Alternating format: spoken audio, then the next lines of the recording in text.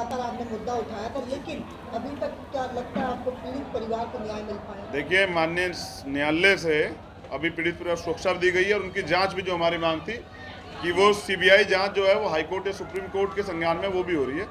लेकिन यहाँ के दलित समाज के बीच में जब मैं गया तो उन्होंने बताया कि जिस तरह हाथरस में हमारी बेटी के साथ जो हुआ और सरकार ने जिस तरह का जो है अत्याचार किया, पहले न्याय नहीं दिया, फिर हमारी बेटी की लाश को कचरे की तरह जला दिया, इसका जवाब इस चुनाव में भारतीय जनता पार्टी के खिलाफ वोट करके, आज़ाद समाज पार्टी वोट करके हम देंगे। और अगर किसी को भ्रम हो कि बीजेपी को हमारे लोग वोट कर देंगे, तो ऐसा कभी नहीं होगा। यहाँ लोग नेता पहले भी आए और आए और चले गए हैं, लेकिन जनता जो है वो बाबा साहब अम्बेडकर के विचारों के साथ खड़ी है, माननीय काशीराम साहब के विचारों के साथ खड़ी है और माननीय काशीराम साहब के सिद्धांतों के साथ खड़ी है। भारतीय जनता पार्टी को आज़ाद समाज पार्टी टक्कर देगी और जवाब भी देगी 2022 के चुनाव में भी, इस चुनाव में भी। विकास दुबे का एनकाउंटर या पुलिस को दर्द, आखिर कैसे विकास को एनकाउंटर? आपने आज ही यहाँ के नेताओं के बयान सुने, जो आज भी पुलिस वालों को ये कह रहे हैं कि चुनाव खत्म हो जाएगा, देखेंगे। ये जनता इसको देख के कहाँ जाएंगी ये सरकार? और इस तरह डरा के राजनीति कौन करता है? लोकतंत्र है, राजतंत्र थोड़ा ही है। मैं सरकार को भी कहना चाहता हूँ, यही कि आप मीडिया के माध्यम से मुख्यमंत्री को कहना चाहता हूँ कि वास्तविकता में सरकार चली जाएगी, आपकी भी चली जाएगी, जनता की सरकार आ जाएगी, फिर आप कहाँ जाएंगे? जिस तरह से आप तमाम तरह के अपराधों में संरक्षण दे रहे हैं, तो जब दूसरी सरकार बदलेगी तो आप कहाँ जाएंगे? आप क्या उत्तर प्रदेश छोड़ के चले जाएंगे? जनता मालिक होती है, बुलंदशहर का फैसला अब जनता करेगी। और मैं बुलंदशहर के मतदाताओं का जो मैंने आज रुझान देखा है, अब वो 3 तारीख को बैलेट मशीन पे बटन दबा के जो है साबित करेंगे कि वो बीजेपी को कितनी मजबूती से हराना चाहता है। कुछ लोगों का कहना है कि विकास दुबे के एनकाउंटर के बाद कुछ जांच तक न किए गए, क्या मानते हैं? जनता सब जानती है, जो आपसे कह रहे हैं वही तो जनता है, और जो हमसे कह रही है वो भी जनता है। तो जनता की बात आप भी उठा रहे हैं, हम भी उठा रहे हैं। ये जो कुछ भी हुआ ना, जब हमारी सरकार आएगी इसकी जांच होगी। गरीब कोई भी हो, किसी को सताने नहीं दिया जाएगा। जिस तरह से आप देखिए, कानून का राज इतना खत्म हो गया कि 8 पुलिसकर्मियों की हत्या होती है, ये शायद यूपी में पहली बार हुआ, इससे ज़्यादा नहीं हो सकता। मुख्यमंत्री एक जाति को बढ़ावा दे रहे हैं और सिर्फ अपनी जाति को, और इसका खामियाजा जो है पूरे प्रदेश को भुगतना पड़ रहा है। हर दिन 8 से ज़्यादा रेप हो रहे हैं उत्तर प्रदेश में, और बेटी बचाओ बेटी पढ़ाओ का नारे देने वाले मुख्यमंत्री बिहार में वोट मांग रहे हैं।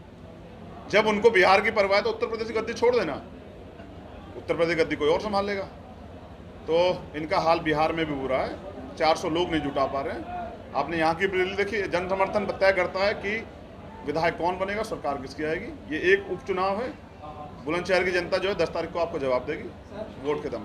आपको जो आज आपकी भी रैली निकली थी, उससे पहले भाजपा जिलाध्यक्ष की भी रैली जी, उसमें साफ भाजपा जिलाध्यक्ष ये कह रहे थे कि जिस तरीके से हमारे काफिले को रोका जा रहा है तो पुलिस वालों को देखा जाए, और साथ ही उन्होंने मंच से ये ऐलान किया था कि मायावती जी ने ये कह दिया है कि भाजपा को वोट करें। क्या कहना है? देखिए, बीएसपी की तरफ के जो प्रमुख हैं उनकी तरफ से भी आज एक ट्वीट आया है। उस ट्वीट में उन्होंने कहा है कि जो हमारा नया गठबंधन है उसे वोट करें 3 तारीख को, जो उपचुनाव है। अब आप ये समझना पड़ेगा जनता को कि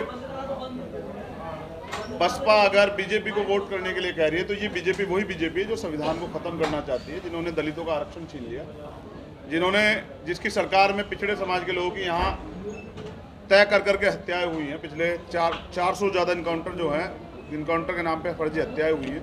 ये वही बीजेपी है जिसने CA NPR NRC जैसे काले कानून लाए, जहाँ एक दिन में 20-20 मुसलमानों की हत्याएं होती हैं। तो हमें ये तय करना पड़ेगा और कि बुलंदशहर की जनता की वोट किसे दे रहे हैं। ये जो वोट अगर वो BSP को देते हैं तो वो सीधा कमल को ही जाएगा, और ये वही कमल है जिस कमल ने इस देश को कमज़ोर कर दिया है।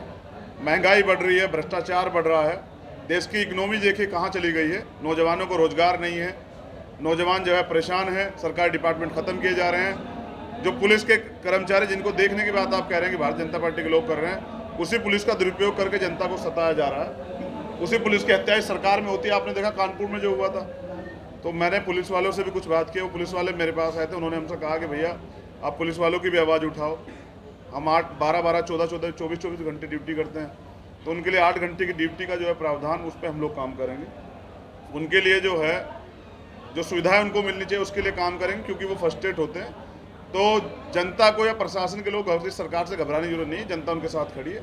और बुलंदशहर के जिस तरह का जनसैलाब सड़क पर उमड़ गया है वो ये साबित करता है कि सांप्रदायिकता का जो कमल भारतीय जनता पार्टी यहाँ खिलाना चाहती है, आज़ाद समाज पार्टी का ऑटो उसको जो है 3 तारीख को कुचल देगा।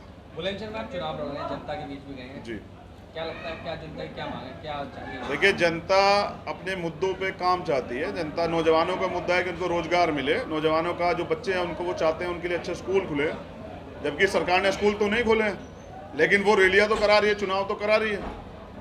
नौजवान ये चाहते हैं कि पढ़ के वो जो है देश का नाम रोशन करें, नौकरियां उनको मिले सरकारी, वो नहीं मिल रही हैं, अच्छे हॉस्पिटल मिले कि उनका इलाज जो है प्राइवेट में उनको ज़्यादा पैसे न दें, उस पर काम नहीं हो रहा है। यहाँ सबसे ज़्यादा जो है वो क्राइम है, यहाँ गरीबों को की ज़मीन दबा ली जाती है, उनकी ज़मीन दुकानें छीन ली जाती है।